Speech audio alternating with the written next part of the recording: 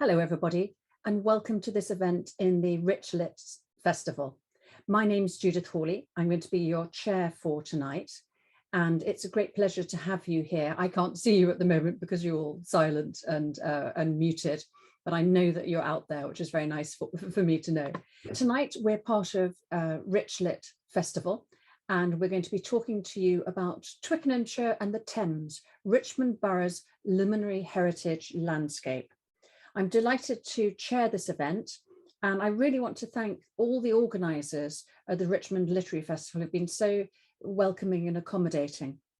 Really also very grateful to the publishers and everyone involved in this wonderful new book called Twickenhamshire, a riverside realm of gardens and villas in the Age of Enlightenment. The co-editors of the book are Chris Sumner and Michael Symes, and Chris is going to be one of our speakers today. I'm particularly grateful that Richmond has opened up to us because we are on the wrong side of the river. We're speaking about Twickenhamshire, which is on the Middlesex side of the river. But as Michael Symes says in his book, the Surrey side is of crucial importance as it forms both the viewpoint for and the backdrop of the glorious Arcadian landscape of Twickenham. Let me introduce you to our speakers and give you a sight of the book. So on your screen now, you'll be able to see the cover of our lovely book, Twickenhamshire. One of the editors and our first speaker, Chris Sumner. And here is a slightly unrealistic, artist's impression of me a few years ago when I'd had my hair done. Emily Parker, who wrote one of the chapters of the book and would be one of our speakers today. Then Ricky Pound, our next speaker. Then Tim Coram, and last but no means least, Carol Tucker. We don't have all the authors of the book present today, sadly, and I particularly want to note the contributions of Michael Symes, Mike Cherry, who's like me, a trustee at the Pope's Grotto Preservation Trust and a fabulous local historian, and Susanna Fleming, who are not here today. But our speakers today will be telling us about the following venues, which are marked on this map, which was first published 1741 to 45. Our first venue will be Marble Hill. We'll move then to Turner's House, Orleans House and Gallery, Pope's Grotto, and ending with Strawberry Hill House. And what we're going to do in this presentation is take you on a tour of this beautiful landscape. We're taking you on a kind of 4D tour because we'll be traveling back both in time and upstream from Marble Hill to Strawberry Hill. We'll introduce you to some of the people who chose to settle and build beautiful houses on the banks of the Thames, to the social networks who link them, and also try to entice you to visit these properties by telling you something about the work we're doing now to make these sites accessible in all sorts of ways to modern visitors. Our first speaker is Chris Sumner, who originated this project and wrote several of the chapters in the book Twickenhamshire. He's an expert on the subject of the historic houses and gardens of this region, having spent his career working for such organisations as the Historics Buildings Division of the Greater London Council and the London Region of English Heritage. Chris, can you set the scene for us? Thank you, Judith.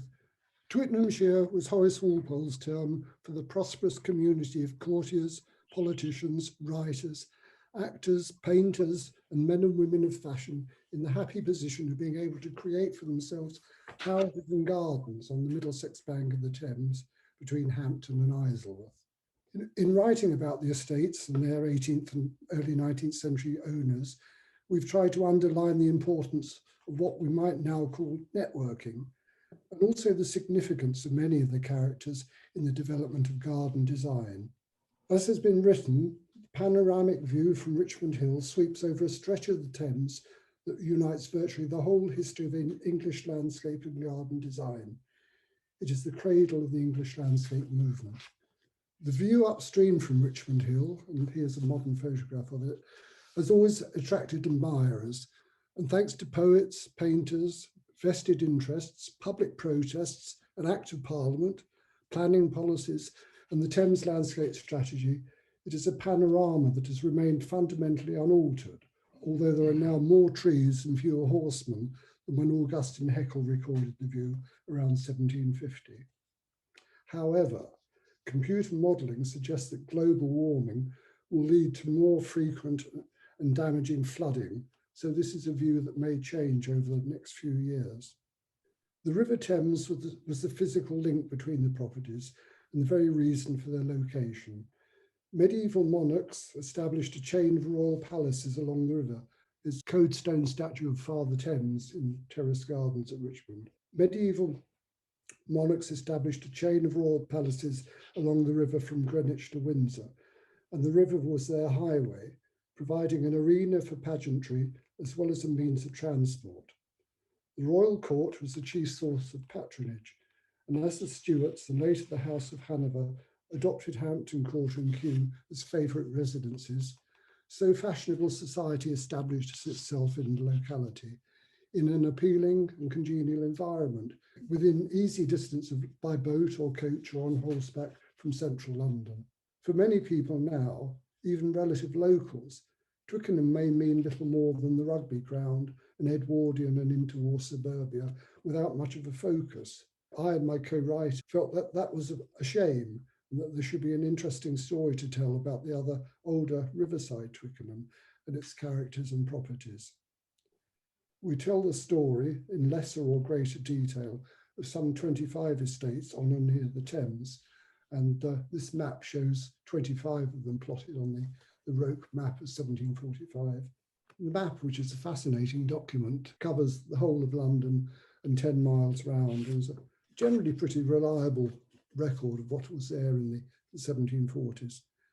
In the main, the houses were not very large, villas rather than mansions, and the fashionable riverside location precluded extensive estates. Some villas were even separated from their gardens by a public road, Pope's Villa and Grotto Tunnel being the most famous example, but Radnor House and Crossdeep House also had their connecting tunnels, as does Garrick's Villa. The poet Alexander Pope quotes an unnamed Frenchman as saying of Twickenham, "This is very fine, but take away the river and it is good for nothing." And most of the drawings and prints of the houses and gardens we have used to illustrate the book show them as from a boat on the river or from the opposite Surrey shore. The owners were proud of their villas and enjoyed showing them off. So the external appearance of at least is often well recorded in contemporary engravings, many of which are housed in the excellent local collections at Orleans House Gallery and in the Old Town Hall in Richmond, which have been very generous in allowing us to reproduce images from their records. Thank you, Chris. That was wonderful. You've taken us to the river.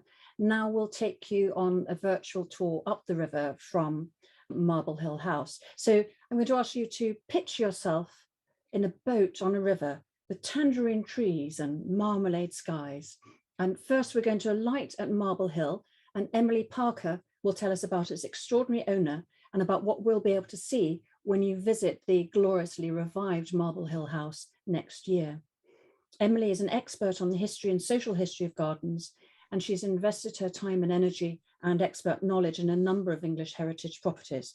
Over to you, Emily. Thank you, Judith. We arrive at Marble Hill on the riverside as Princess Caroline did in 1726.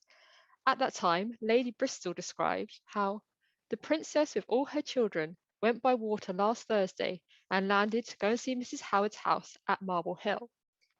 This is the only known reference to visitors arriving at Marble Hill by river in Henrietta Howard's lifetime. But as a popular and fashionable way to travel in Twickenham, it is likely that it happened frequently.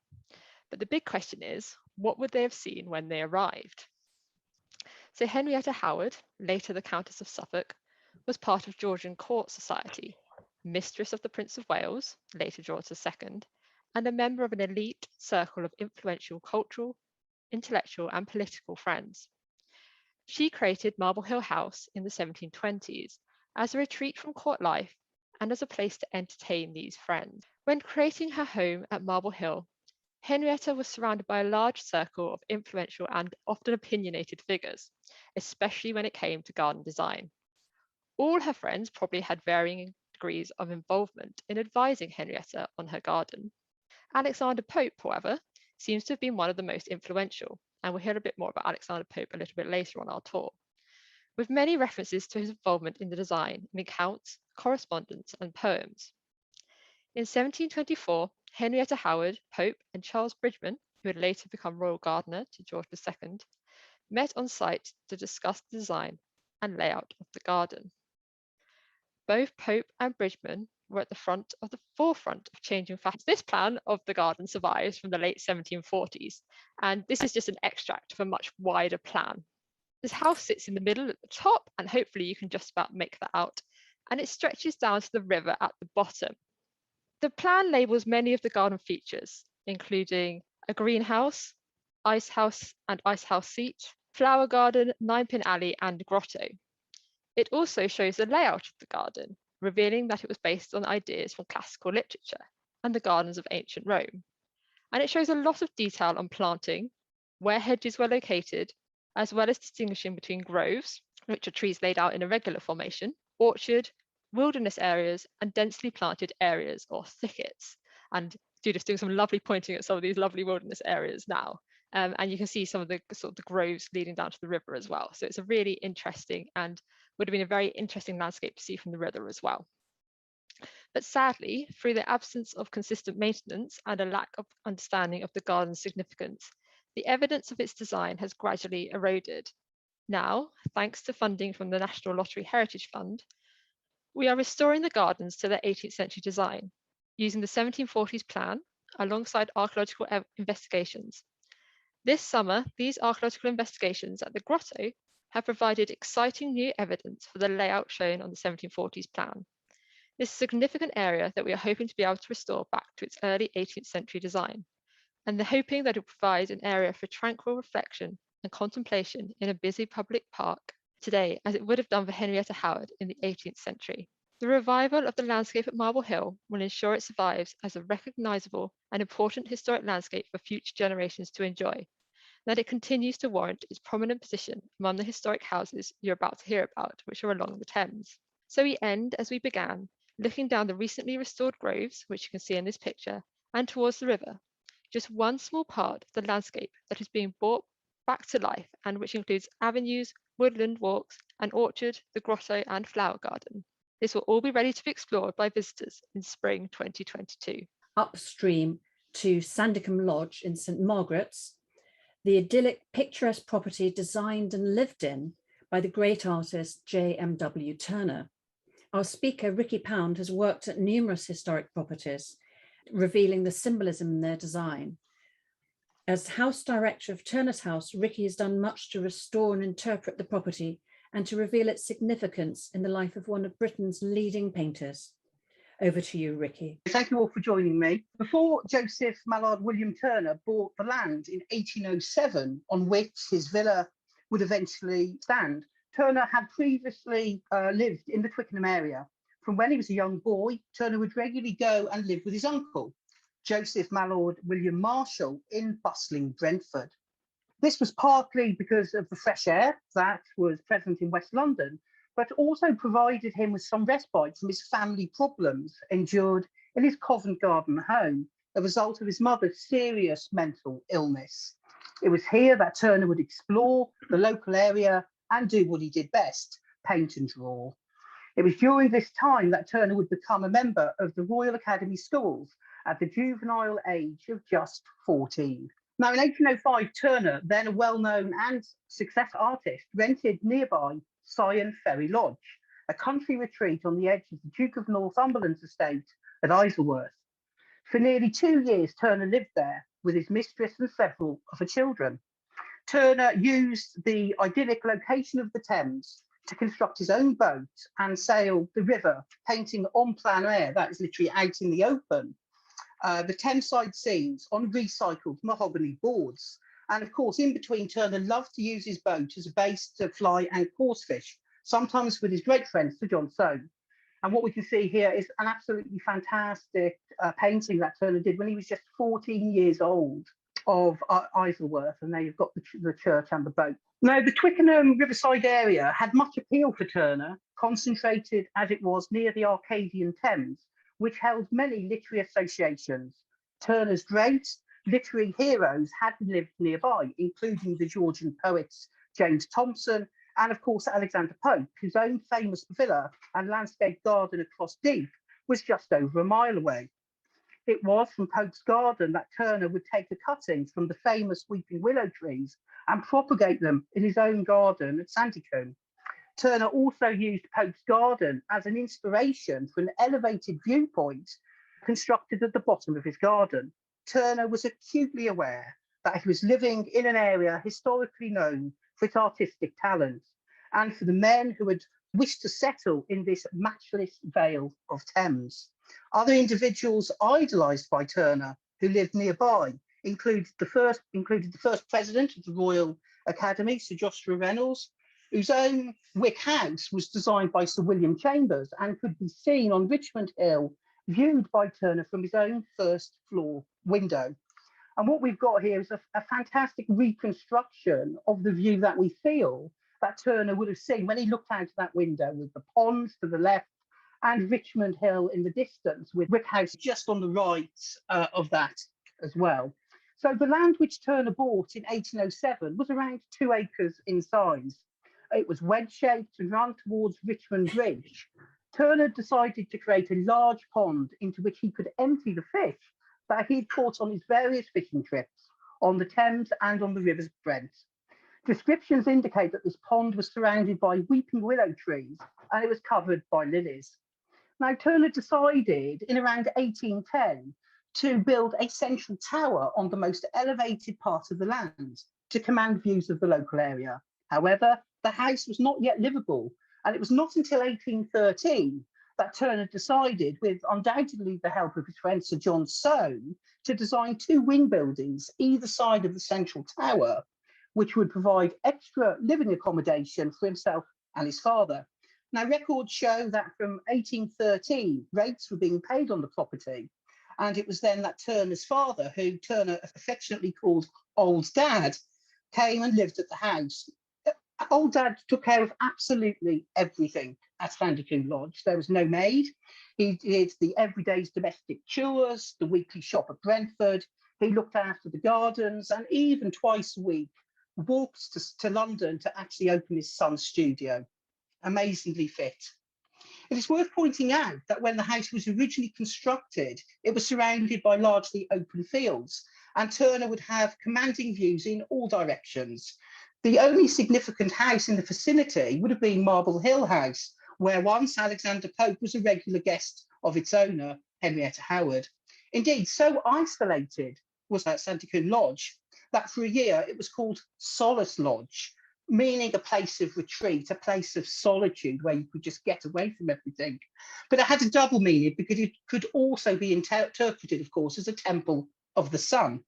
So the garden that we see at Turner's house today is largely a recreation of the garden that Turner would have known when he lived there. The plants and flowers that are planted there today are flowers that did exist in the 19th century. Moving to Orleans House, or as it now is, Orleans House Gallery, which is also still pretty as a picture if the building itself is sadly much cropped. Our speaker, Tim Coram, is a museum curator with a wide-ranging experience and is well placed to build bridges between past and present. As head of Richmond Art Service, he's directing the development of Orleans House Gallery. Over to you. Thank you, Judith. I'm going to talk a little bit about Orleans House Gallery today, and I think the thing I wanted to say most of all is that amongst its distinguished neighbours in Twickenhamshire, Orleans House Gallery stands out as an absence. It's a once great house with both French and English royal connections, reduced to remnants and ruins and largely overtaken by nature. I should say right now that the gallery and grounds are beautiful and recently restored, and there's a vibrant exhibitions programme and it's very well worth a visit. But what Orleans House Gallery reveals in this evening's tour of Arcadia are the layers in the Thames landscape, our fascination with its conservation, and a reminder that all good things come to an end. So in the slide that we're looking at here, it's a rather beautiful painting by George Hilditch, known as the Richmond painter. Hilditch was born in 1803 and died in 1857, so was alive during the heyday of Orleans. As well as an accomplished painter, he was also one of our earliest photographers. Both his photographs and paintings show his fascination with the natural world and his close observation of it. And this moment, which captures sunsets during summer, almost certainly in the 1840s, is particularly evocative. Now, I wanted to share it with you because it shows that even in its heyday, Orleans House was framed by the landscape, which would eventually overcome it. And I think in some way that George Hilditch shows he understood this in this painting. What we'll see here is an aerial drawing by architect J.B. Papworth. It's in pen, ink and watercolour. It's of the house and gardens at the same time as Hilditch's painting. It shows the house when arguably at its most beautiful, before the bloated extensions which came later in the 19th century. Papworth shows the carefully managed gardens, a beautiful carriage driveway, a view to the river across parkland, and access to it via a cut across the water meadows. This taming of the landscape had started over a century before, when James Johnson, who was the first person to build on the site, came to Twickenham. He set out to exert his authority on the landscape. Johnston was an able and well-connected politician involved in major political upheavals of the period: the Glorious Revolution, the Act of Settlement, Acts of Union, the Hanoverian succession, all of these things that were the heart of the centralisation of power in London and its growing colonial ambitions. And he was unsurprisingly also a keen land manager and gardener. And we know he commissioned a large house and garden on the site. He also commissioned James Gibbs, one of our greatest architects, to build a beautiful octagon room for entertaining. Subsequent owners extended the house and made their mark on the land, but it was Johnston who set the agenda. Now, in the next slide, you can see the octagon room, and I'll just talk a little bit about how the house then begins to decline. So the house passed through different owners, including for the time being the home of Louis Philippe, Duc d'Orléans, who became King of the French. And since his occupation, the house became known as Orleans. The house reached its greatest extent in 1900, but by the end of the century, the pleasure palace could not be sustained. Economic depression, then the Great War brought straitened circumstances to all, and the house was sold and largely demolished in 1926. The area around it was quarried for gravel, and when the Bloomsbury Group artist Duncan Grant visited and made this painting that you can see here in 1928, he showed the octagon room with the excavated ruins and gravel pit in the foreground. So in my next slide, I'm going to talk a little bit about what happened next. Nellie Ionides, now I should haste to say this is not an image of Nellie Ionides, but Nellie Ionides, a local resident, purchased the ground and saved the remnants of the buildings. And she's rightly celebrated for her commitment to conserving the site. And she sits among a group of citizens active in the first century of the 20th century, who were concerned about the rapid change in the area. Like Ionides, the local physician, dignitary and polymath, Dr. J.R. Leeson, was also committed to conserving and recording Twickenham's past. In the 1890s, while working on an archaeological dig related to Twickenham's much needed new sewage cut, Dr. Leeson discovered close to Orleans evidence of earlier ecosystems, including the remarkable find of a Saiga antelope skull, one of a group of mammals from the Pleistocene epoch, which roamed the site many thousands of years ago. This passion for the past and commitment to conservation and public engagement in science and the arts, exemplified by people like Ionides and Leeson, eventually led to the preservation of what was left of the buildings at Orleans, and ultimately to the creation of the Borough's art collection and the opening of the gallery in 1972. Today, Orleans House Gallery and Grounds is a unique centre for contemporary arts, but is equally loved by visitors for its wild wood. The approach of the current custodians of the site, Richmond Art Service, is, like all previous custodians, defined by the spirit of the times. Today's most pressing concern is the ecological crisis and its lesson that human beings' thoughtless dominion over the land has resulted in imminent catastrophe. Our only way out of the mess is accepting our place as part of a greater ecosystem.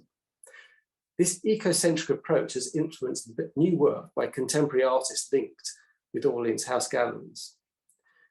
The group of artists are interested in revealing the networks of life that exist in the air, the trees, water, and the layers of the earth. And here, Bryony Benj Abbott's painting of Woodchurch, which is on display currently at Orleans House Gardens Gallery, is inspired by the complexity of the networks that lie amongst the woodlands of Orleans. So Orleans' contribution to the Twickenhamshire story is to remind us that all things come to an end, even the houses of great families. So as we leave Orleans House Gallery with its wildwood and ruins, rather than thinking of kings and queens or gardeners and empire builders, I'd like you to close your eyes for a moment and to imagine the sweep of a powerful river with floodplains to the north and rising birch forests to the south, devoid of humans, but with herds of antelope grazing while hyenas and wolves watch and wait. Thank you, Tim, for that excellent talk. And now we can open our eyes again and look at the river as it would have been in the early 18th century. And we'll come to Pope's Villa, which I'm going to be talking to you about as one of the trustees of the Pope's Grotto Preservation Trust. Slightly round the bend, that's the villa, not me. Pope's Villa is, I think, crucial to our understanding of the significance of Twickenham in the 18th century. As a sign of the importance of Pope's domain, more pictures were made of his villa than at any other private house during this period. And when my colleagues have been talking about the networks and the historic appeal of the neighbourhood, it's very often the arrival of Pope in 1719 that these other people refer back to, and they came here because Pope came here. This is a beautiful prospect of the River Thames, which also hangs in Orleans House Gallery now. And it's a panoramic view of a stretch which shows Pope's Villa, which is the broadish yellow building left of centre. And you can see it in relationship with its neighbours, this sense of its placement in connection with other buildings and its use of the landscape, almost a borrowed landscape as you find in Japan. Why was Pope's house so famous, and why was Pope such a draw to other important and interesting people later on? Well, Pope was primarily a poet, and he's Britain's most important poet between Milton and Wordsworth, but he also influenced culture more broadly. As a translator of Homer and editor of Shakespeare, he popularized the classics and brought them within reach of more people. As a satirist, he excoriated what he saw as the debasement of culture and lashed at the corruption of politicians, how unlike our own period. He was proud, he said, to see men not afraid of God, afraid of me.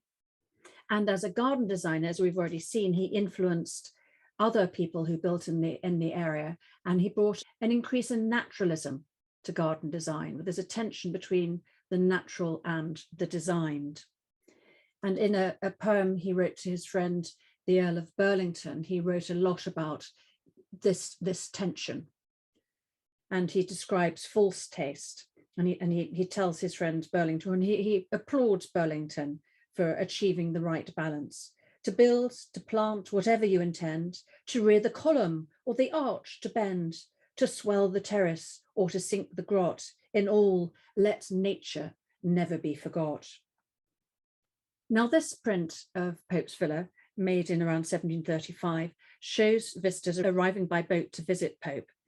And Pope earned the money to build this villa from his translation of Homer, but partly because of the money he lavished on the villa and the 5-acre garden that he had behind it, he then had to translate Homer's Odyssey to make ends meet. He also had to go to some depth to make ends meet. That is, his villa lay on one side of the river, lay next to the river on one side of the road that connects all of our houses today. But his garden, which eventually, as I said, grew to be 5 acres, lay on the other.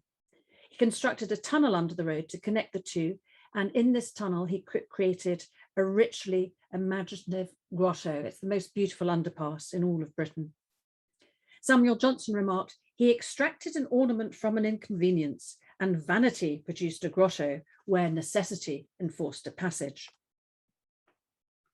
Pope developed this villa as a place where friends, including politicians and writers, could gather to discuss the issues of the day. It's a kind of early salon. And he introduced them to his garden. He fed them with fruits and vegetables from his garden. And the verses underneath the poem there, underneath the print, are probably too small to read, but they mention many of the delicacies that his garden produced for his visitors. Not only his friends and admirers came to see him, numerous people, tourists, poetry lovers, day trippers, flocked to the villa while he was alive, and in increasing numbers after he died. The visitors were so oppressive to its owner, Baroness Howe, who owned the property at the turn of the 19th century, that she did what any sensible person would do to discourage visitors, and she knocked the villa down. She completely flattened it. And our wonderful painter Turner painted a picture of this and wrote some slightly weak verses on it. So we only have the grotto, and that's in a shabby condition at the moment. We're making it accessible in imaginative ways to modern visitors. First of all, the expert in computer modelling, Professor Paul Richards, has created a kind of virtual journey up the Thames through the grotto and into the garden. And this is a view of the back of the villa, something that has not been seen since 1807, 1808, of the Shell Temple. The grotto is still in use. The building that sits over it now is a school, and lots of the young people from the school use it on a regular basis. It used to be used as a shortcut to the playing fields on the other side of the road, but those playing fields no longer exist. And here we have a group of students having a sort of grotto Gothic reading session. The funding that we've fortunately acquired through such organisations as the National Heritage Lottery Fund has allowed us to plan both a full refurbishment of the villa and also an ambitious programme of activities. So as well as being used by the students of the school above, we have lots of activities which the inspirational storyteller Giles Abbott is developing with local schools, and especially for pupils with special educational needs. And he's introducing them to the rhetorical tools that Pope used in the 18th century, which can be adapted for contemporary language. Other young people who are not currently in employment, education or training, are working with us to interpret Pope and his grotto.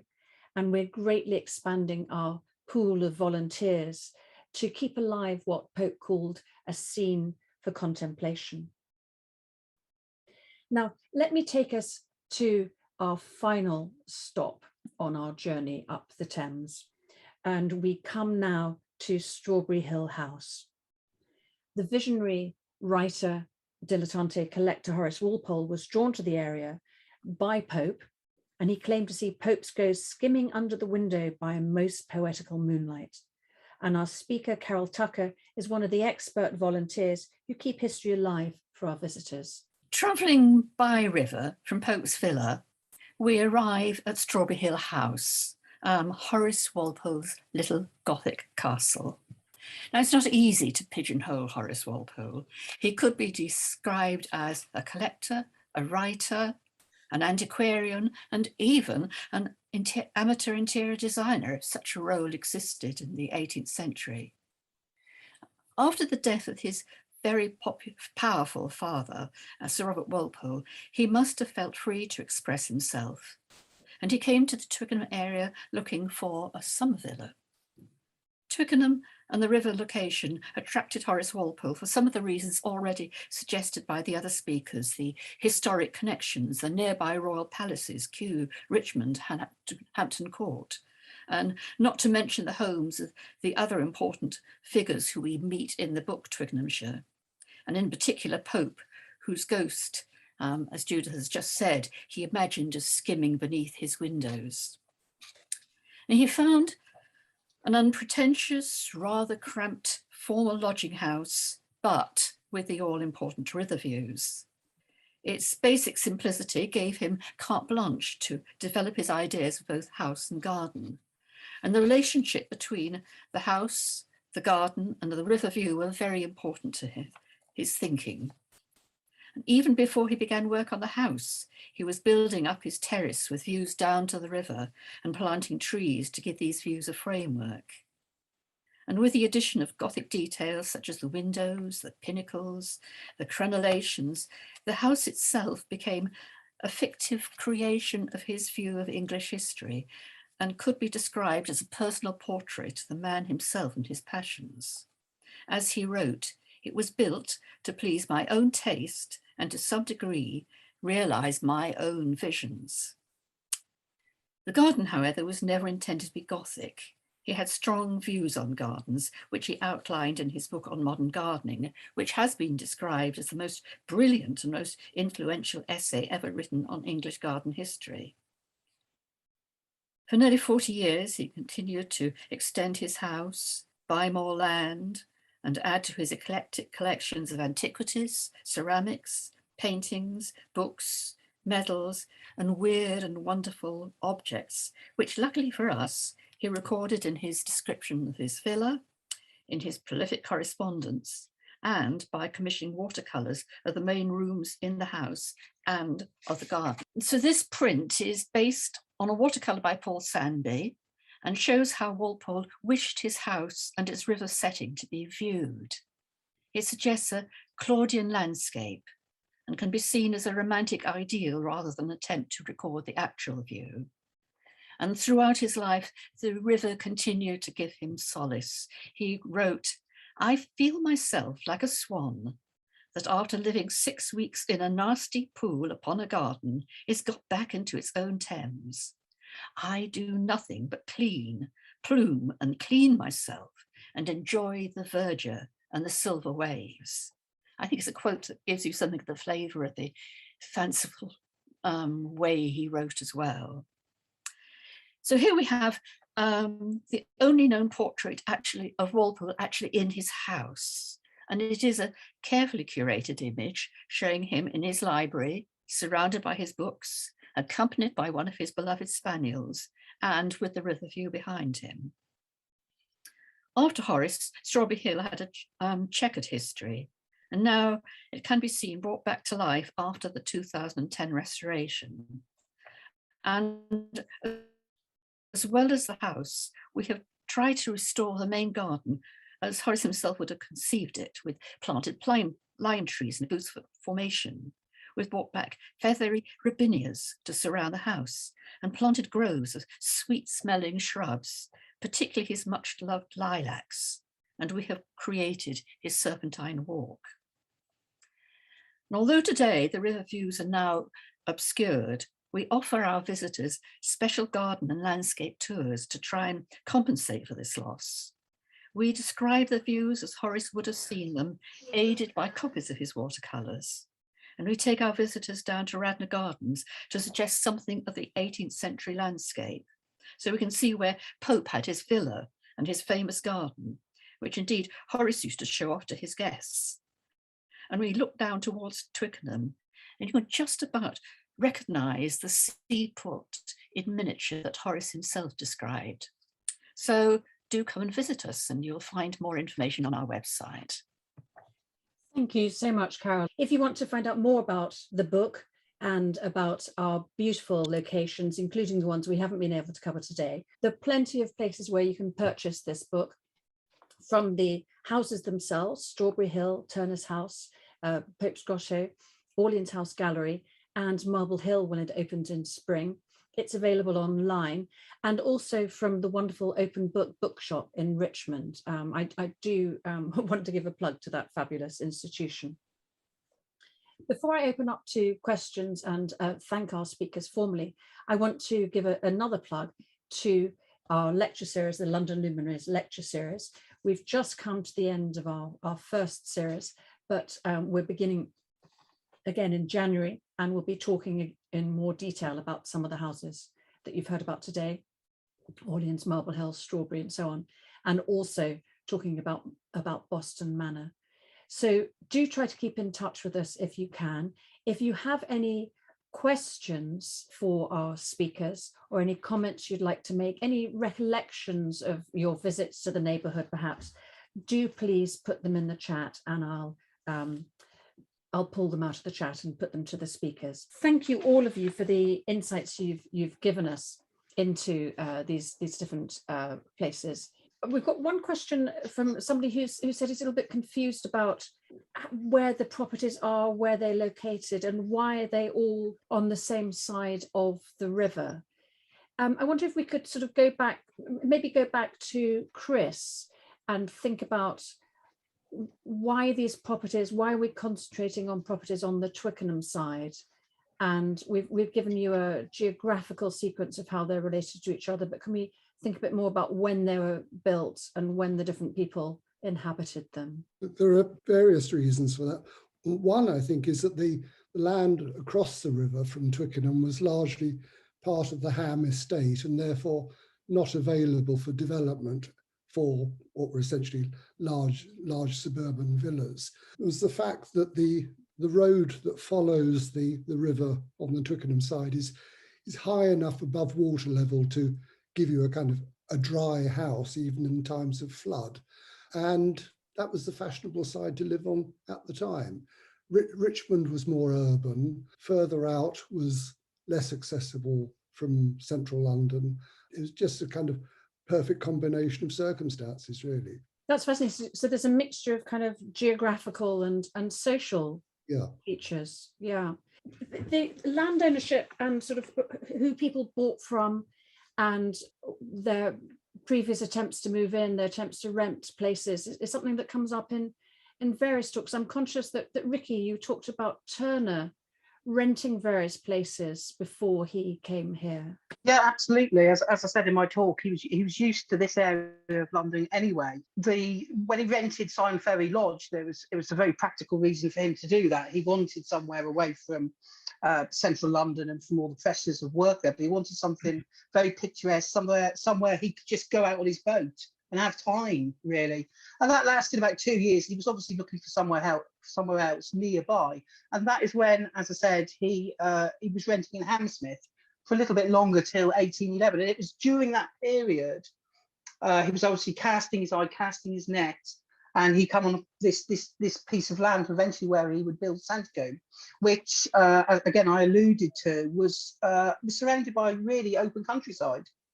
Marble Hill House was the most significant place he could see, from his house. Lots of open fields, somewhere he could feel, safe and enjoy, and actually bring people from the Royal Academy as well. He had certain parties in the gardens here, and they would go, locally on the Thames. They would go to the pubs, they'd go to the taverns.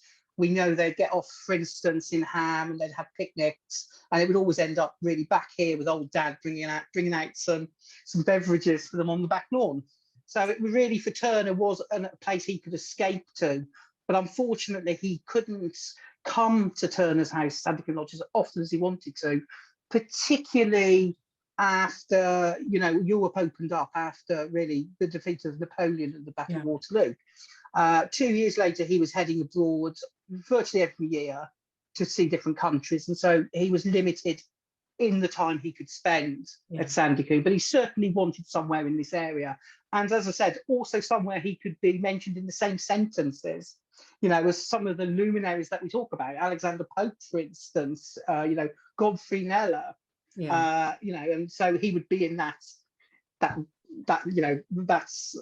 sentence, that bunch of luminaries. Let's think back then to the properties built here. Is it Pope's Villa or Orleans House? Tim, can you remind us when Orleans House was first built? Yeah, so the Orleans was built in around 1720, so it's one of the earliest houses along the river. And Johnston was this incredible kind of politician who moved in extraordinary circumstances, and he retired. He wanted somewhere which was not in the centre of London, which was close enough to keep in touch with his friends, and it seemed to be the obvious place. Now, having said that, one of the interesting things about Orleans is that people didn't tend to stay for very long, so it passed through hands quite regularly. And one of the things I imagine about this whole stretch of the river is the intensity of the social relationships, the relationships between the people who lived in those places, and also how they felt about their role and their position in society. And so, as well as the houses and coming and going, one of the things that I think is extraordinary about this set of luminaries is the pace of change in terms of society.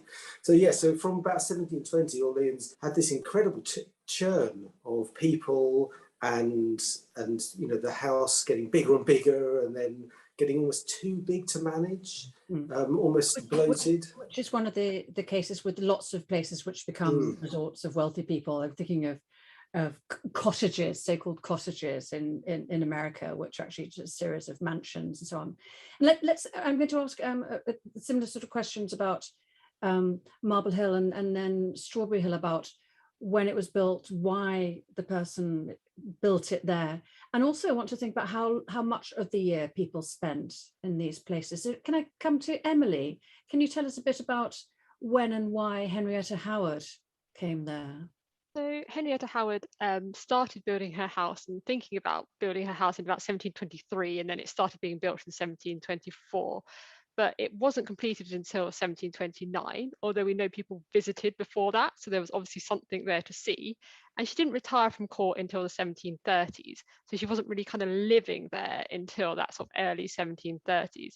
And she kind of built it as an escape from that court life, somewhere to retreat to after her court life had sort of ended, and perhaps as a bit of an escape from court life, because court life is getting a bit tricky towards this time with Queen Caroline and King George II. So I think it was much more of a sort of retreat in that period. And there's something quite interesting about sort of the land ownership as well, in that she was leasing a lot of her land, and she was building it up over a very long period of about 40 or 50 years even, where she was gradually gaining small areas of land, leasing areas, buying some when she could, and trying to amalgamate it into one sort of estate. So the kind of, by the end of her lifetime, the Marble Hill we see to say is the Marble Hill that she owned, but it was very much a piecemeal process from 1724 onwards. As it was with Pope's villa, acquiring it by flips. In fact, there's a really interesting comment from one of our audience members about big landlords like Thomas Vernon, who rented both to Pope and Henrietta Howard. And so that, and Chris mentioned the Ham estate being owned by someone. And so that ability to build and develop and settle depends very much on a pattern of ownership and how you can. And Thomas Vernon wasn't keen to, he leased a bit to Henrietta and then refused to lease anymore. And that was part of her problem. And Pope and Duke of Argyll and people locally are all sort of in consternation for her that she couldn't rent the land and lease the land that she wanted to do. Right. I want to come into Strawberry Hill, and then I got some questions about the garden and more about the natural land and the gardened land in a moment. Carol, can you tell us about Strawberry Hill? And it's a summer house for Horace Walpole, isn't it? It's not a year-round venue. And when does he build, and why there? Right. Well, he initially leased this house in 1747. It turned out to be a complicated process. It needed an Act of Parliament because it's nominally owned by minors. But anyway, he bought it outright in 1749, started his conversion in 1750. Now, why it was Twickenham? Well, I sort of suggested this sort of romantic notions of the history and the royal connections. We do know he stayed in Twickenham as a young boy with relations. In the letters, it's rather odd because there's, he tells you so many things, but he just suddenly announced he's bought this little house in Twickenham. So we don't know kind of what his thought process was. And again, as I rather suggested when I talked, I think he chose what was then called Chopstraw Hall, a very basic little house, because it did give him an opportunity to do whatever he liked with it. I mean, obviously Pope's Villa only a few years previously had been on the sale. There are other properties around that were changed hands round about that time, but maybe he might have felt constrained by a much more imposing house. Yes. So there's a way in which modern patterns of ownership and moving into a hotspot and building and developing, and people with disposable incomes investing in their properties and moving on, is something that's happening in the 18th century. Yeah. Yes. It's quite interesting, all the kind of, as were picked out from the speakers, how things were changing and moving and adapting all the time. But one crucial feature is something that Chris mentioned, and actually a couple of our audience members have mentioned, and that is the river. I mean, it's the form of transport, it's the draw, it's the view that everybody wants to have from their windows, but it's also a source of great risk and danger. So the Twickenham side is it's slightly higher than the other side. It's less liable to flood, though one of our audience members remembers going to school in the old St Catherine's School on the site, and the river regularly flooding in the 1960s. And if our world leaders don't get their acts together at COP26, there's a real danger that we'll lose this heritage, which we nearly lost before. I wonder if anybody would like to address these issues of flooding in particular. I leave this open to any of you to respond. Thames Landscape Strategy has recently published a paper on the issue of flooding, the need as it's perceived to kind of allow the river to settle into its original bed to some extent, in as much that during the 19th and 20th centuries is very much embanked. And you've got now, with heavier rainfall, you've got more water coming down, you've got more runoff from roads, roofs, sewers and things. So the water doesn't get away as quickly as it might do. So Thames Landscape Strategy is looking seriously at how the water can be better managed to try and avoid disastrous floods. And that's going to be an ongoing process. And I do recommend that people look at the Thames Landscape Strategy website to see what current thinking is on. Is it something, thank you very much, is it something that affects Marble Hill in particular? And thinking about the garden work that has been going on there, has that had to take into account climate change and the river? So Marble Hill does flood, and I've definitely seen, I haven't flooded since I've been working on the project, but it has flooded, and I've seen pictures of it flooded in the past.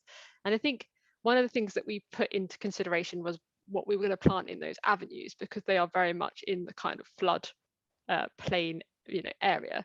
So we went for things like poplars, white poplars and black poplars, because we know that they've done really well in the site already in those sort of flooded areas. So there's also sort of some potential for sort of wetland meadow areas. So we've been doing a lot of work on creating sort of wetland meadows in the kind of area that is more wet, nearer the southern side of nearer the Thames. So I think it has flooded, and it's always flooded as a site. So it's very much on those kind of gravels. It's that kind of landscape which has that kind of sort of natural topography and natural flooding. So I think we've got to work with it and not work against it. So I think that's what we've tried to do in our restoration. There was a question specifically about what trees were in the photo, and those are the white poplars, are they? So we can see the white poplars and the black poplars. The other ones which make the kind of very strong avenues down to the river are Aesculus indica, which is Indian horse chestnut. And that's quite an interesting point in terms of conservation, perhaps, in that we know from the archives and from the records that they would have been horse chestnuts.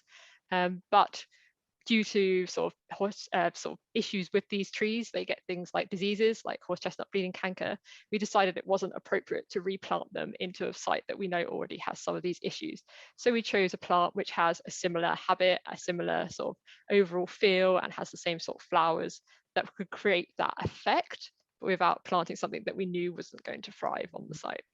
Tim, is this something that you want to address, thinking about your current exhibition and the work on the wood at Orleans House?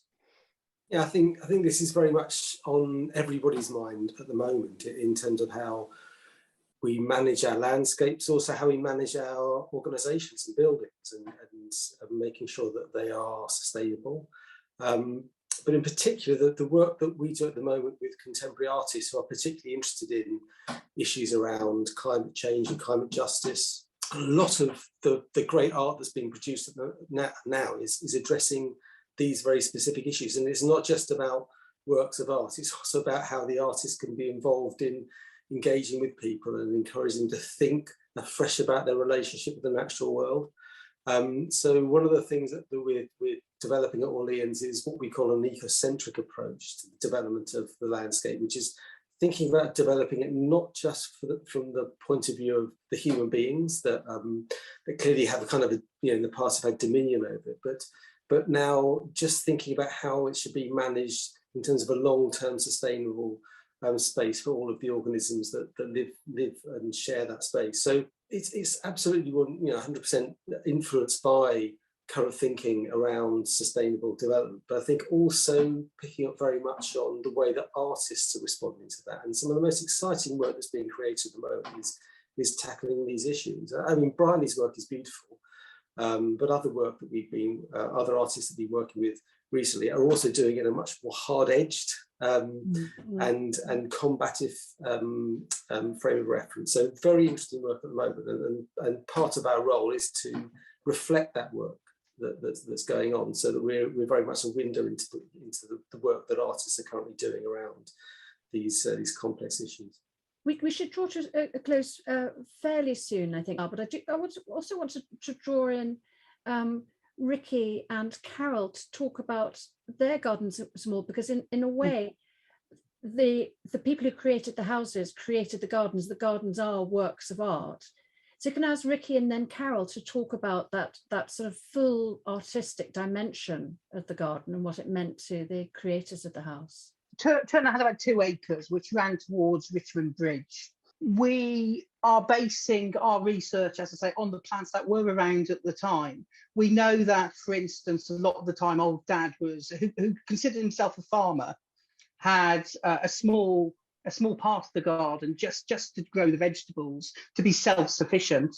And that was a large part of it for Turner. But there are other elements, as I mentioned earlier, the idea of that rising platform, really, that probably come from Pope's Grotto towards the end of the garden. So you had that elevated viewpoint, out towards the Thames. And I think it was very important for Turner as well, that when he built the house, that at least from one of the windows, he could see the river.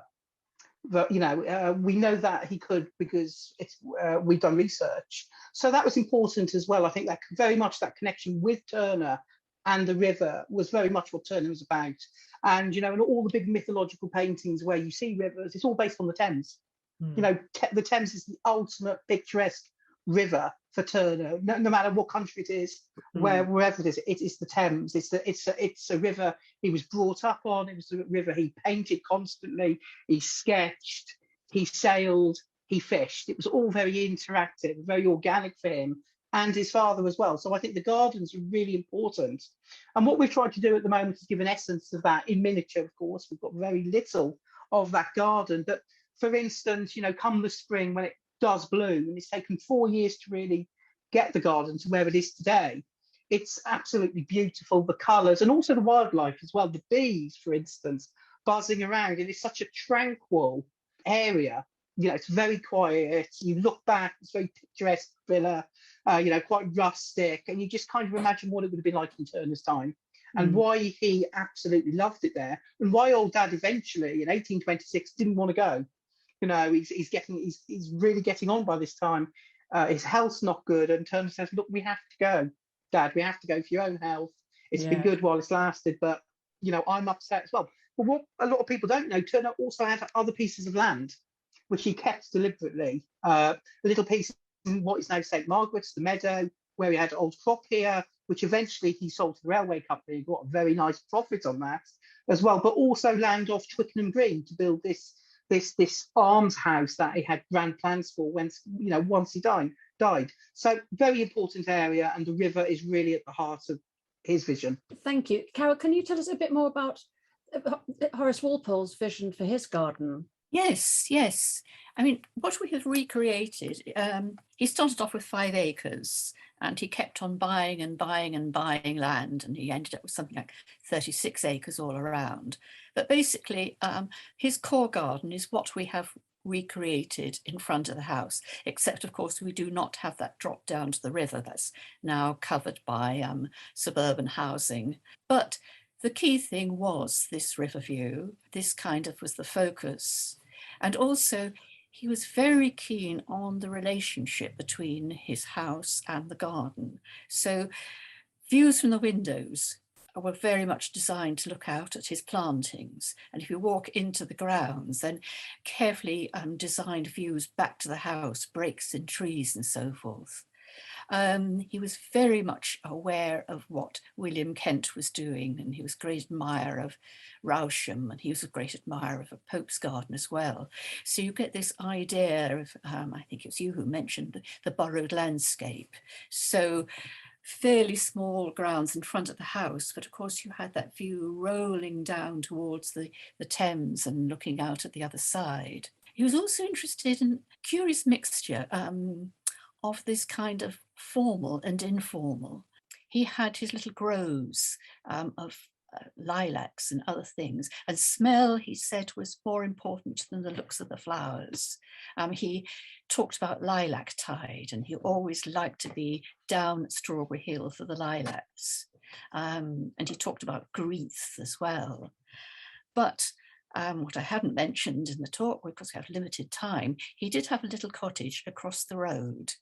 And it would be so lovely to have had more than 1 or 2 watercolours of that, because that had a little flower garden. And that was sort of quite different to the kind of formal 18th century garden you had. You had flowers like hollyhocks and very, very cottagey and pretty. And someone has suggested that it actually was influenced the way Humphrey Repton was working later on. We certainly know that Repton visited Strawberry Hill. And of course, like all 18th century gentlemen, he had his fields, he had grazing fields, agricultural fields, kitchen garden, more than likely had a hothouse against a wall that still survives. Interesting point, because I mean, he was right in the middle of the 18th century and you know, cusp of things changing. Now, I've got one lovely comment I'm going to end on from a memory from one of our audience members. But before I end with that, I just wondered if any of the speakers had other comments to make or questions to ask of each other. The only thing I think is just a general thing, which is one of the things that I've really enjoyed about learning about Orleans House is the accessibility of the sources, and I think we all have responsibility for caring and developing those sources. I look after the Borough Art Collection, but I know that other people have fascinating sources. And it's just a suggestion that if anybody's interested, the sources are a tremendous asset, and it's fascinating. And I'm sure, I'm just hopefully speaking for everybody, we love to talk to people about those sources and make them available. And actually, one of our audience members has offered some information that there are people who live in Twickenham now who have information they can offer, and that I don't know whether the Twickenham Museum might be a place where you could deposit your memories. There's also a wonderful web resource called Layers of London. We've had a lot of images of layering and things lying underneath and things being mapped on top of other things. This thing called Layers of London where you can contribute information. So one of our audience members went to St Catherine's Convent in the 50s and 60s and used Pope's Grotto to go from one side of the river to the other, and was always fascinated by the flint glistening in the half dark, and the alcoves where Pope used to sit, and there were all the mirrors. Loved visiting Clive Road. Presumably that's where Kitty Clive lived in Little Strawberry, and played in the grounds, and lived in Kew Gardens, and saw the river when it flooded in the 1960s. So we have lots of living memories of people for whom this historic heritage is part of their experience. And I think that's one of the things that makes this such a special part of the world. Thank you to our audience, and thank you very much to our speakers, and thank you also to the organisers of the Richmond Literature Festival and to Rachel behind the scenes. Goodbye.